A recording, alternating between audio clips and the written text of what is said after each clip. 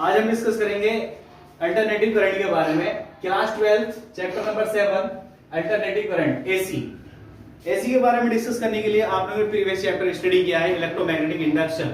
तो electromagnetic induction में आप लोगों ने क्या काम किया था कि एक कोइल को मैग्नेटिक फील्ड के अंदर घुमाया था कि जब आप किसी कोइल को मैग्नेटिक फील्ड के अंदर घुमाते हैं तो उस कोइल के एंड्स में एक ईएमएफ इंड्यूस हो जाता है। अगर वो ईएमएफ इंड्यूस हो गया तो अगर सर्किट कंप्लीट होगा तो उसमें करंट भी फ्लो हो सकती है। If the circuit is completed the current flow through it. तो हम यहाँ पर स्टार्ट करने वाले हैं इसको अल्टरनेटिव करंट में कि अगर जनरली मैं बात करूं कि यहाँ पर एक मैग्नेटिक फील्ड ये बनाया मैंने, ये मैग्नेटिक फील्ड का रिप्रेजेंटेशन है। सपोज मैग्नेटिक फील्ड है यहाँ पर, इस मैग्नेटिक फील्ड के अंदर मैंने एक कोइल को रखा। ये मेरे पास एक कोइल है, अगर इस कोइल को इस मैग्नेटिक फील्ड के अंदर मैं घुमा दूं, रोटेट करा दूं, मान लो मैंने इस मैग्नेटिक फील्ड के अंदर इस कोइल को रोटेट कराया तो इस घूमने की स्पीड इज ओमेगा टी। ठीक है, तो अगर ये कोइल घूमेगी इस मैग्नेटिक फील्ड के अंदर तो क्या होगा, इस कोइल्स के एंड्स में एक मैग्नेटिक फील्ड में एक ईएमएफ इंड्यूस हो जाएगा। आप जानते हैं कि ये वाला जो नोटेशन है ये मैग्नेटिक फील्ड का inside the magnetic field, inside the magnetic field है ना, इनसाइड द मैग्नेटिक फील्ड। अगर इसका एरिया वेक्टर निकालूंगा तो इसका एरिया वेक्टर लूप के परपेंडिकुलर होगा, है ना। तो हम जानते हैं कि अगर इसके अंदर कोइल घूमेगी तो इसके अक्रॉस में एक ईएमएफ इंड्यूस होगा। आप जानते हैं कि flux phi is equal to NBA cos theta. n जो है वो नंबर ऑफ टर्न्स है, n क्या है, नंबर ऑफ टर्न्स, क्योंकि कोई भी डिवाइस सिंगल टर्न्स की तो बनती नहीं है, उसमें बहुत ज्यादा नंबर ऑफ टर्न्स लपेटे जाते हैं। तो यहाँ पर जो n रिप्रेजेंट कर रहा है वो नंबर ऑफ टर्न्स के लिए है। तो जनरली मैं बोल सकता हूं अगर सिंगल टर्न्स की मैं बात कर रहा हूं तो phi is equal to BA cos theta, BA cos theta. हम ये स्टडी कर चुके हैं कि अगर B magnetic field, A is area vector, है ना, एरिया ऑफ द कोइल, और ये क्या थीटा। अगर इन तीनों पैरामीटर में से, इन तीनों क्वांटिटीज में से कोई भी एक क्वांटिटी चेंज होती है तो किस में चेंज आ जाएगा, phi में चेंज आ जाएगा, है ना। हमको क्या दिखाई दे रहा है, हमने B में अगर चेंज आया, B में चेंज आएगा तो phi B में चेंज आ जाएगा, phi B change. Similarly area में चेंज तो तब भी phi B में चेंज। दूसरा, अगर थीटा है मतलब ओमेगा टी में अगर चेंज है तो तब भी phi B में चेंज आ जाएगा। ठीक है, जब हम मैग्नेटिक फील्ड को चेंज कराया करते थे तो हमने हेनरी फैराडे लॉ में पढ़ा है कि जब मैग्नेटिक फील्ड चेंज होती थी तो उस कोइल्स के एंड्स में एक ईएमएफ इंड्यूस हो जाया करता था। तो ये हमने वहां पर स्टडी किया था मैग्नेटिक फील्ड को चेंज करा करके। उसके बाद हमने एरिया को चेंज कराया, जो कि आपने पढ़ा मोशनल ईएमएफ के अंदर। मोशनल ईएमएफ में हम क्या कर रहे थे, एरिया को चेंज करा रहे थे, और एरिया चेंज हो रहा था तो हमारा phi भी चेंज हो रहा था। आज हम जो डिस्कस कर रहे हैं मतलब इसके बारे में, क्या चेंज हो रहा है, आंसर है थीटा मतलब ओमेगा टी चेंज हो रहा है। अगर ये कंटिन्यूसली चेंज होगा तब भी किस में चेंज आ जाएगा, phi b में चेंज आ जाएगा। दैट मींस कि ओमेगा टी इज चेंजेस तो phi b is also changes. अभी बोल सकते हैं according to Faraday second law, क्या बोलता है फैराडे सेकंड लॉ कि induce EMF E equal to minus d phi by dt। अगर फ्लक्स में चेंज है, rate of change of flux equal EMF, तो E is equal to minus d by dt, और phi b की value तुम्हारे पास कितनी है, BA cos ओमेगा t। तो इसको यहां पर पुट करें BA cos ओमेगा t। यहां से जो कांस्टेंट टर्म से BA कांस्टेंट टर्म से cos ओमेगा टी का जो डिफरेंशिएशन होता है वो होता है माइनस साइन ओमेगा टी। ये वाला माइनस तो ये रहा माइनस साइन ओमेगा टी, और साथ साथ डिफरेंशिएशन इसका भी होगा जो तुमने ओमेगा टी माना है, ये वाला। तो यहां से भी बाहर आ जाएगा और टी का डिफरेंशिएशन कितना हो जाएगा, 1। तो यहां से मुझे मिला E is equal to minus minus plus BA, इस ओमेगा को मैंने साथ में लिख लिया, BA omega sine omega t. Is it clear? Good. अगर मुझे मैक्सिमम वैल्यू चाहिए ईएमएफ की, for maximum value of E, तो साइन ओमेगा टी को कितना होना पड़ेगा, 1 होना पड़ेगा। ठीक है, मतलब sine omega t is equal to sine 90, मतलब ओमेगा टी को कितना डिग्री होना पड़ेगा 90 डिग्री, तब ये वाली सिचुएशन मिलेगी। तो जब ये इतना हो जाएगा तो हमारे पास ये वाली वैल्यू मैक्सिमम मिलेगी जो कि बराबर होगी बी ए ओमेगा के, बी ए ओमेगा के। तो जहां पर भी बी ए ओमेगा है उसकी जगह मैं क्या पुट कर सकता हूं ई नॉट, उसकी जगह मैं पुट कर सकता हूं ई नॉट। तो मैंने यहां पर लिखा है इसको यही लिख लेते हैं। तो E इज इक्वल टू, यहां देखिए E इज इक्वल टू इस ई नोट बी ए ओमेगा क्या लिखना है मुझे ई नोट, तो यहां पर ई नोट लिख लीजिएगा, हो जाएगा ई नोट। आगे क्या बचा sign omega T. That means कि इतना ईएमएफ इंड्यूस होता है कोयल के एंड्स में। अगर इतना ईएमएफ इंड्यूस होता है, देखें जरा यहां पर E is equal to E naught sine omega t. अगर मैं इस इक्वेशन में, this is the equation number 1 divided by r, अगर मैं r से डिवाइड करा दूं पूरी इक्वेशन में तो मुझे क्या मिलने वाला है, तो E बाय r क्या हो जाएगा I, और ये क्या हो जाएगा I नॉट, और ये sine omega t. This is the function of the sine in the terms of current, और ये किसका है वोल्टेज का। तो दोनों फॉर्मूले हमारे पास आ गए। E is equal to E naught sine omega, इतना वोल्टेज और इतना करंट, ठीक है, इसको नोट कर लीजिएगा। फिर हम अब जो स्टडी हमारी रहेगी वो यहां से रहेगी, नोट करिए इसको।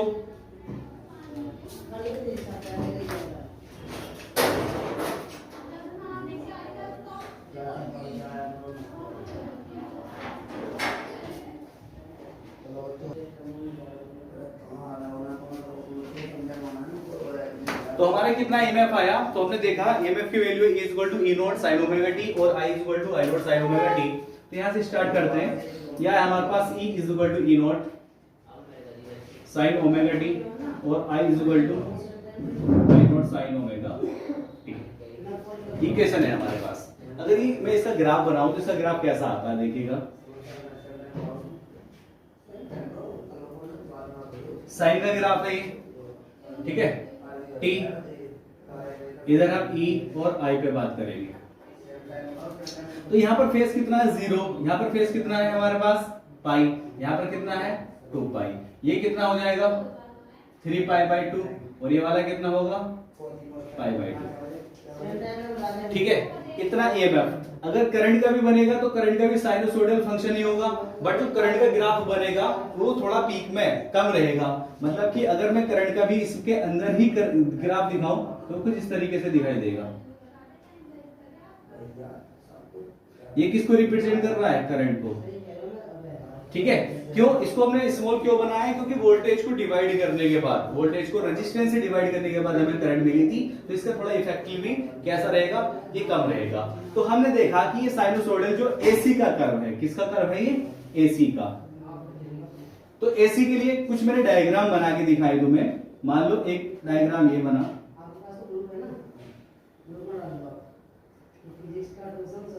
दूसरा एक ये बनाया मैंने,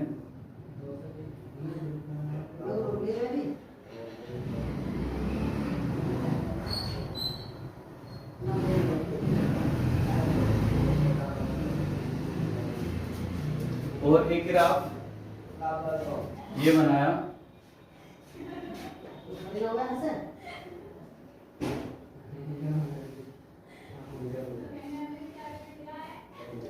और एक ग्राफ ऐसे बनाया। तो इसमें हमें पहचानना है कि कौन सा ग्राफ एसी का है, कौन सा डीसी का। जैसे यहां पर देखिएगा पॉजिटिव हाफ साइकिल, ये कौन सी half cycle positive half cycle, और ये निगेटिव हाफ साइकिल। सिमिलरली ये वाला पोर्शन पॉजिटिव और ये वाला निगेटिव।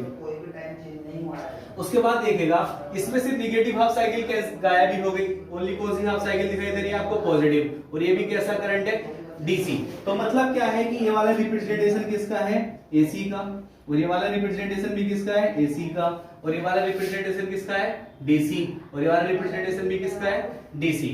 मतलब क्या है कि एसी की डेफिनेशन क्या बनी, एसी क्या हुआ है ना। एसी में हम क्या देख रहे हैं, the direction of the current is continuously change, है ना, और the direction the direction of current changes continuously, direction changes continuously. और अगर इसी को और स्पेसिफाइड करके हम लिखें, थोड़ा और डिटेल में, मतलब एक्सपेंड करके मैं इसको लिखूं, तो मुझे क्या दिखाई दे रहा है, the direction is changes is periodically, magnitude is changes gradually, continuously या ग्रेजुअली, और डायरेक्शन इज चेंजेस पीरियोडिकली। क्योंकि ये वाला जो टाइम पीरियड है, ये वाला टाइम पीरियड कितना है, यहां से यहां तक का t, तो मैं इसको और मॉडिफाइड कर सकता हूं, the magnitude of the AC, the magnitude of AC changes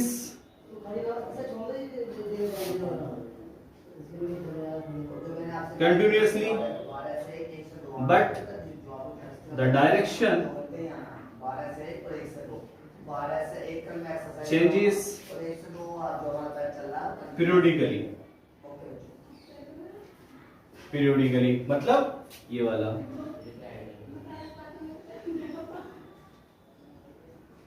इसमें देखो, ये मैग्नीट्यूड कंटिन्यूअसली चेंज हो रहा है, मैग्नीट्यूड कंटिन्यू, ये मैक्सिमम, ये कैसा है मैक्सिमम। उसके बाद देखो ये वाला, ये फिर डिग्रीज, एक टाइम पीरियड, पूरा टाइम पीरियड कितना था t, यानी कि हाफ टाइम पीरियड आ जाने के बाद, हाफ टाइम पीरियड आ जाने के बाद इसने अपने डायरेक्शन को चेंज करा लिया। देखो continuously changes, this is the definition of the AC. But DC में क्या हो रहा है, डीसी में करंट की डायरेक्शन ही चेंज नहीं हो रही, तो हमने लिखा था definition of DC, DC the direction of DC current, the direction of DC current not changing,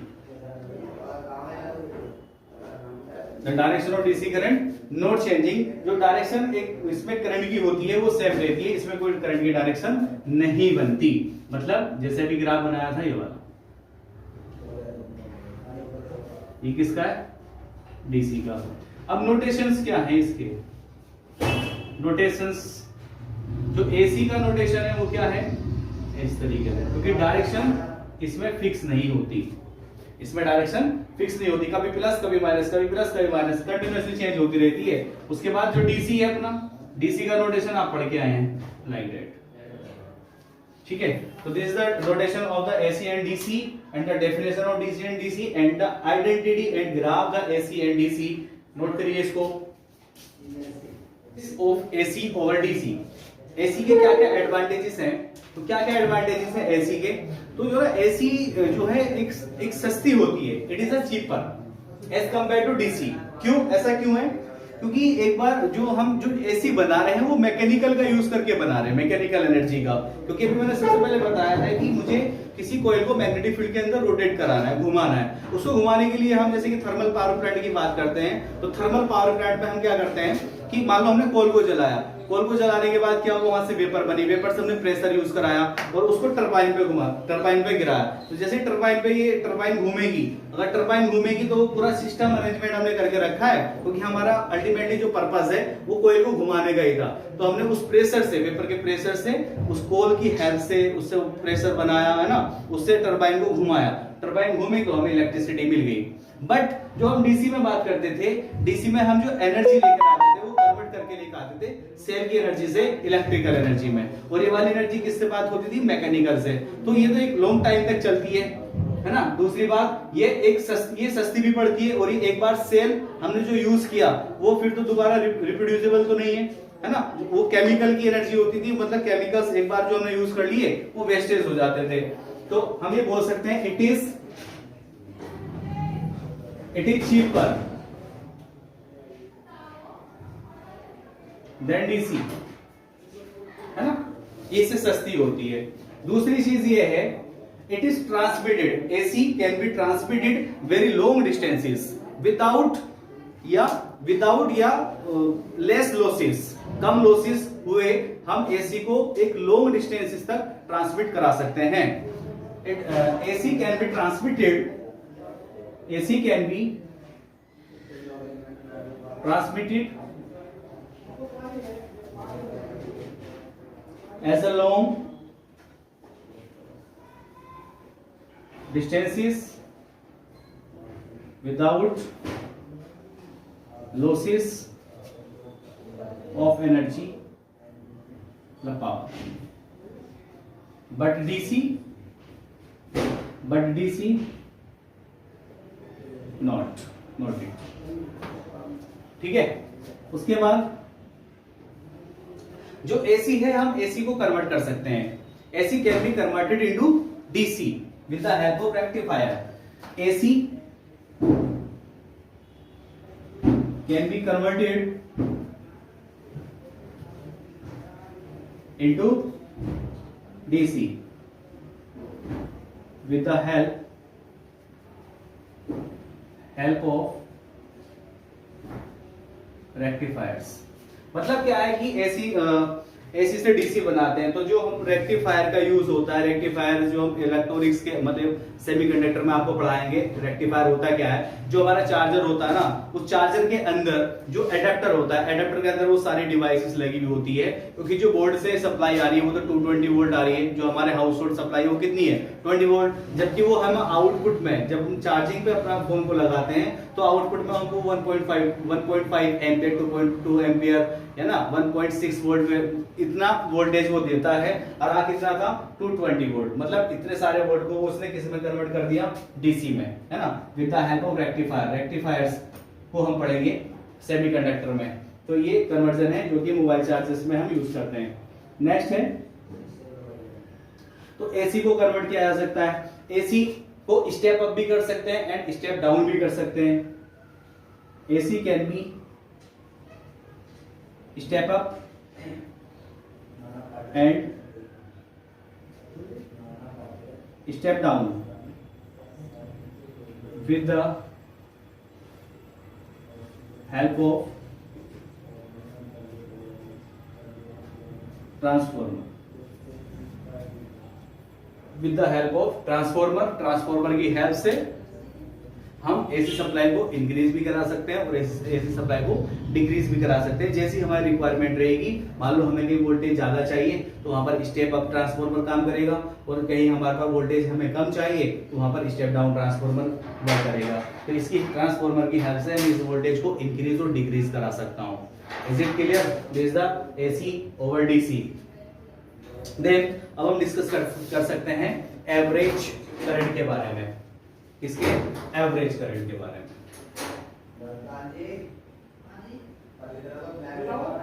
average तो एवरेज करंट निकालने के लिए सबसे पहले जो ना हमें इसका नोटेशन, हम इसको नोटेशन को ऐसे लिख सकते हैं आई एवरेज, और इसके लिए एक नोटेशन जो एनसीईआरटी में यूज किया गया है वो नोटेशन ये है, ये आई एवरेज का है। तो इसको लिखा गया टोटल चार्ज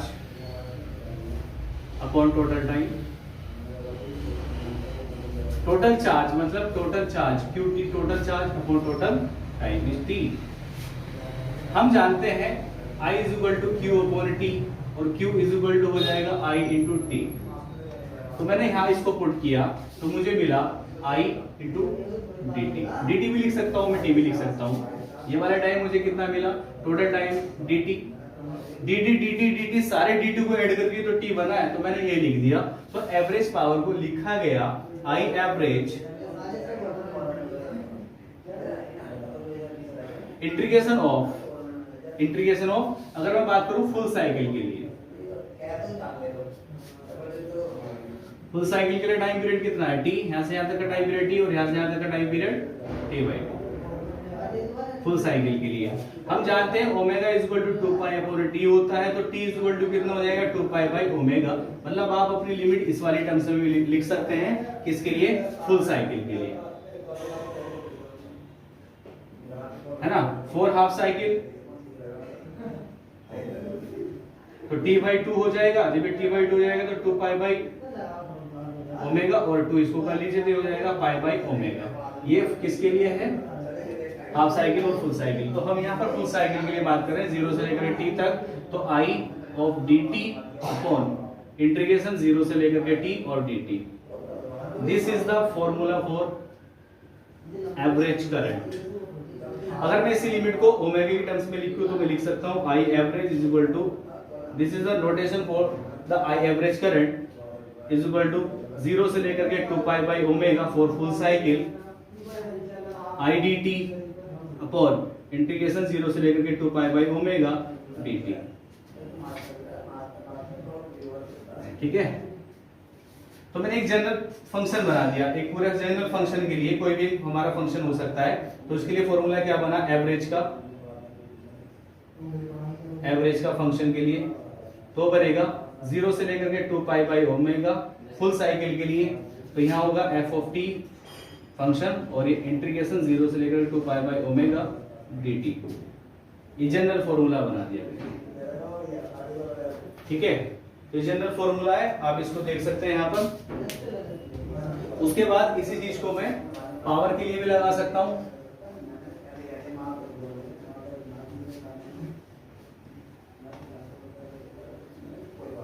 तो अगर एवरेज पावर की बात की जाएगी,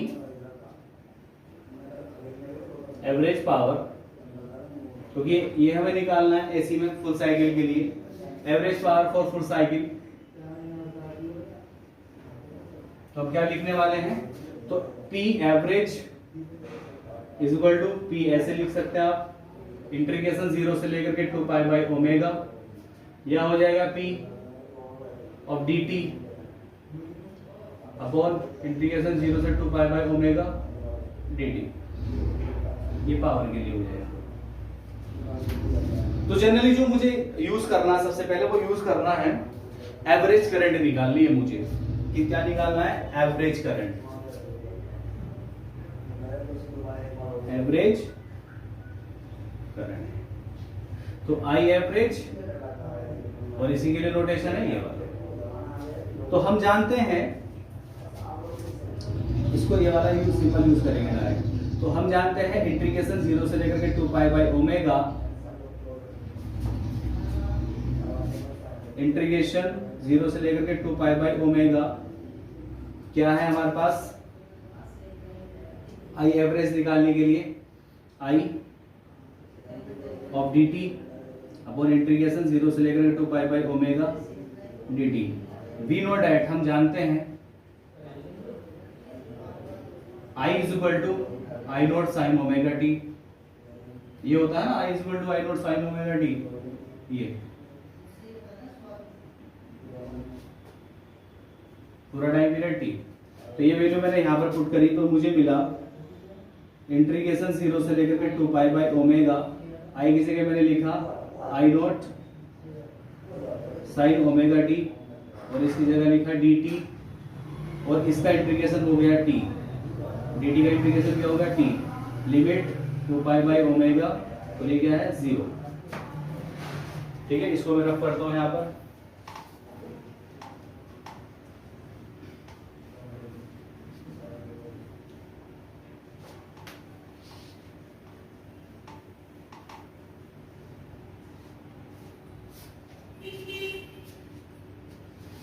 तो हो जाएगा आई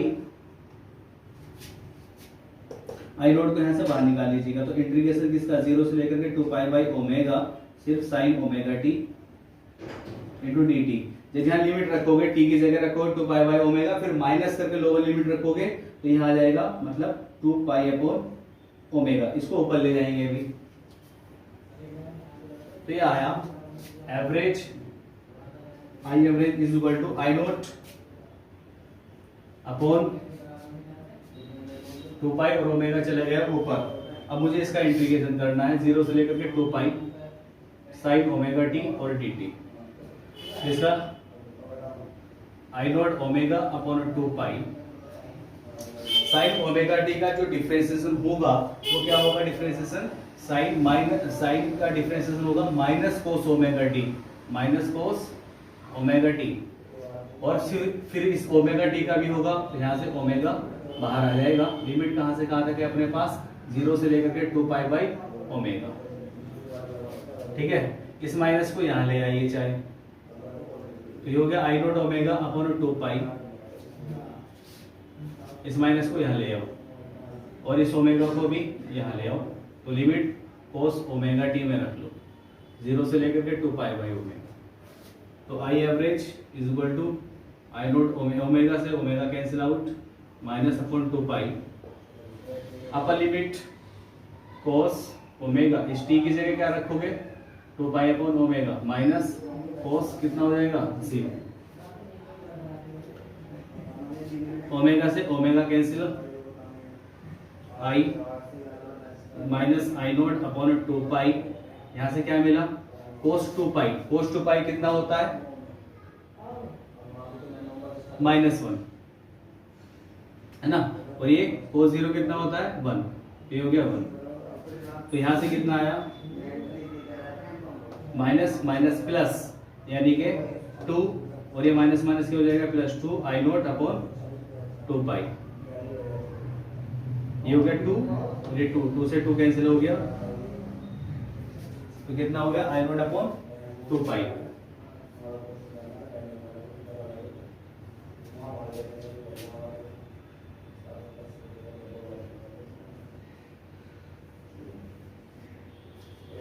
आई नोट अपॉन 2 पाई।